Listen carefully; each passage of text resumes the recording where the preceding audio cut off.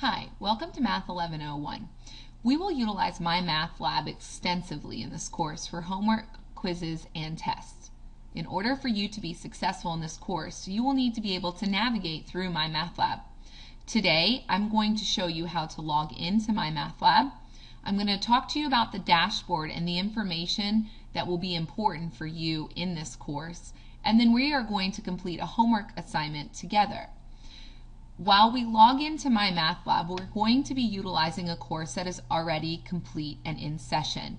Therefore, this is not your course, but it will look very similar to what you will see on your screen.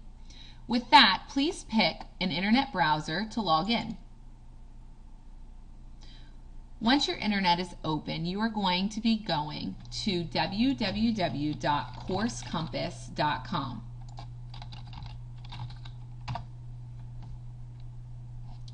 From here, click Sign In. Here it's going to ask you for your username and password. This is the username and password that you use to register for this class. Once you sign in, you're going to see a list of courses on the left-hand side. These are all of the courses that you are enrolled in. We are going to be looking at my Mac 1101 class today. All you need to do is click on it to open up your course. Once you're in, you're going to see the dashboard, and the dashboard is very important because it gives you the week at a glance of the upcoming assignments that are due. In addition, it lists the assignments and quick links to be able to get to them.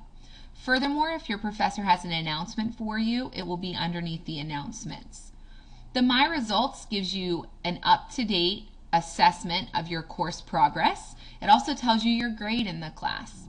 Today we're going to be looking at homework 14, so I'm going to click on it.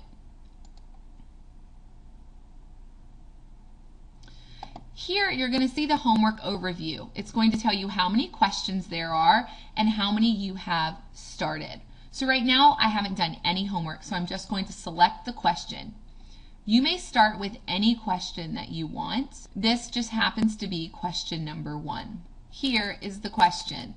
Give the coefficient and degree of the term -5t to the 4th power.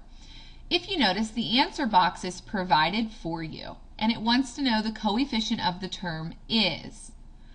If you do not know this example or this answer, please go over to the right-hand side. There are quick links to help you solve this. So we can click Help Me Solve. This is going to walk you through a couple steps. Give the numerical factor that comes before the variable, and this is -5, and we can check. So far, so good. Click OK. So -5 would be the coefficient of this term, so continue. The degree of the term with one variable is the exponent on the variable. So the degree is, in this case, it would be to the 4th power. So I would click that and check answer. Fantastic. Here. So give the coefficient and degree of the term. The coefficient is 9. And the degree would be 4. Now we will go on to the next question. Give the coefficient and the degree of the following term. Let's say you still didn't have a very good understanding of what this question was asking. We can actually view an example. By clicking on here, it's going to give you the exact same question, but with a different number.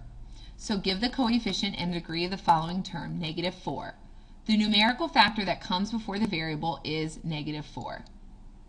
-4 is the coefficient of the term, and the degree of the term with one variable is the exponent on the variable. The degree of a non-zero number is 0.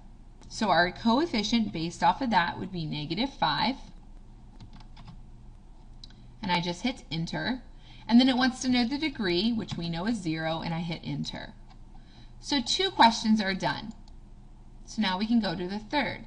Determine whether the expression is a polynomial. If it is, state how many terms and variables the polynomial contains, and then state its degree. This has a drop-down menu, so I can check to see if it's a polynomial or not a polynomial. If I'm not sure, instead of Help Me Solve, which we've already viewed, and an example, I can look at the textbook. this is going to pull up the e-text at exactly the point that goes over this. So in the textbook, it would be on page 317, which is right up here. So if you have your book, you could actually open up and see it, or we could just read through the textbook. If you need to flip pages, you can just click next or forward and back. You can zoom in and out, and then we close it when we're done. So I know that this expression is a polynomial, so I'm going to check. Okay. Now it says to state or select the correct choice below and fill in any answer boxes in your choice. The polynomial has 2 terms and 2 variables. Check answer. Choose the correct below. Choose the correct below and fill in. Its degree is, I noted the degree is the addition of the variable exponent. So in this case, the degree would be 3, and this one would be 5.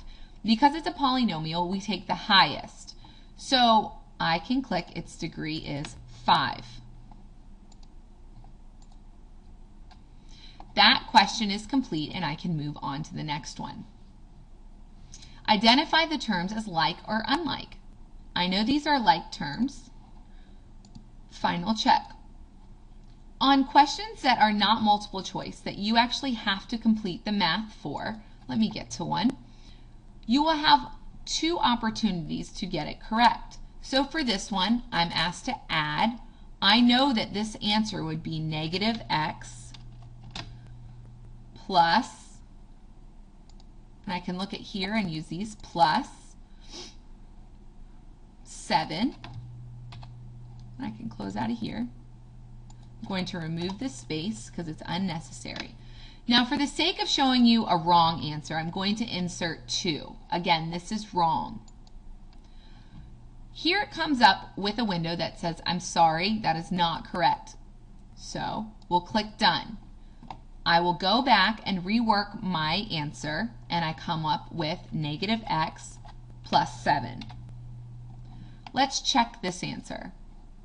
This is the correct answer, and we will get full credit for number 6 because you have 2 chances to get the correct answer on every homework assignment. A couple other quick links for you to look at are you have a calculator on the right. If you get stuck on a question and cannot answer it, you can always email me directly through Ask My Instructor. You also have access to my cell phone and my email, so you can use those too. Lastly, you can always print the homework question and bring it in if you're still. So this should be a good overview of my math lab, how to log in, what the dashboard looks like, and then how to complete your homework assignment. When you're all done, you're just going to click Save, and then it will upload your new score.